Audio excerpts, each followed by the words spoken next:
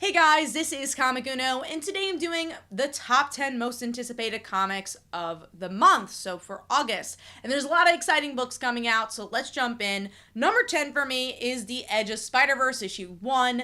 Dan Slott's returning to Spider-Man, and I want to see why. I want to see if he's doing something different. He was known for reinventing the character and doing some gutsy stuff, so I'm curious if that's going to be the same thing with his new Spider-Man run, and this is the prelude of that, which we'll see, what type of characters we're going to end up getting and if they're going to influence anything. But, I'm excited to see exactly how this is going to build up or if this is going to just be fluff until we get to the bigger story. Moving on to number 9, which is Love Everlasting issue 1. This is a new Tom King indie creator-owned book. I've read a lot of his DC stuff. I never read Sheriff of Babylon, so I'm curious to see his take here, especially a romance book. We do not get a lot of romance books in comics, especially from bigger creators like Tom King, and I'm curious if romance will be a bigger genre in comics. So I wanted to give this one a shot. Especially because he usually tells a little bit more depressing books. I want to see if this is going to be a little lighter or depressing. Number 8 for me is, I guess, the new Miss Marvel series, which is Miss Marvel and Wolverine. It's more of a team-up book, so she's teaming up with different heroes. I don't know if there's going to be an overall arc or if these are just fun one-shots, but I will not say no to Wolverine kind of having a daughter figure with Miss Marvel. He plays very well with characters like Kitty and protege characters, female protege characters. I'm excited to see what this dynamic's gonna be like. And, I never say no to more Miss Marvel. Moving on to number 7, which is Superman Warworld Apocalypse issue 1, and this is the start of Superman coming home. I've actually not been reading Action Comics, but I've been hearing so many great things about this run. I'm like, okay, well, where do I jump in? And this seemed like a perfect opportunity to jump in now that he's coming back home and starting a new arc. So that is number 7 for me.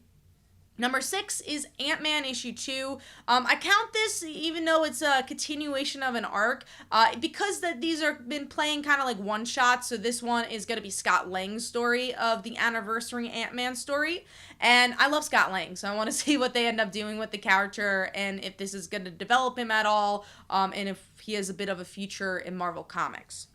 So moving on to number 5, which is the last issue of Robin. This has been one of DC's most solid runs and just most consistent runs. And I want to see how Joshua Williamson ends the character, where we leave him off. Will other writers end up picking up some stories for Damian? I know that World's Finest is doing a story with him. Will that connect to that story? A lot of good questions, but even if it connects to nothing, I just want to see how this run ends because it's just been such a beautiful story for Damian.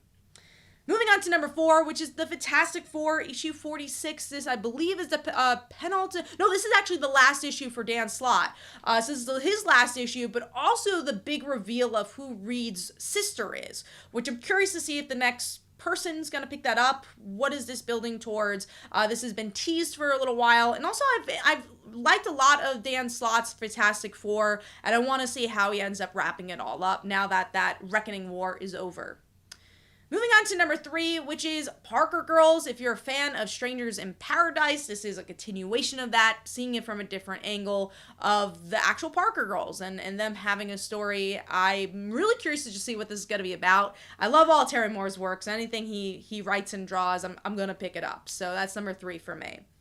Moving on to number 2, which is Dead Lucky issue 1. I've been loving the Radiant Black books, and I want to see this super massive world continue and grow bigger, and see it from a female perspective as well. This is about a soldier coming home and dealing with PTSD, and it seems like a really cool angle for the character as well. It's not just, the character being badass. It's really dealing with the actual emotions that happen when you do come home and come to familiar but newer environment after you were in an extreme environment. So very curious to see what this one's going to bring. So that's my number 2.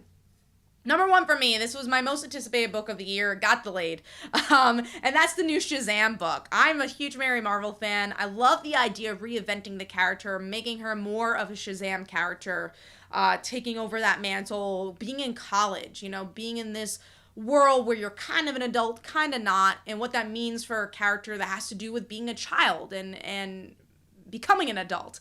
So what does that mean? There's a lot of fruitful stories here. I'm really excited to see what they end up doing with this. I'm so glad it's finally coming out. So that's my most anticipated books for the month. Let me know in the comments below what are the books you're most excited for. This is Comic Uno, and I will see you guys in the next one. Bye.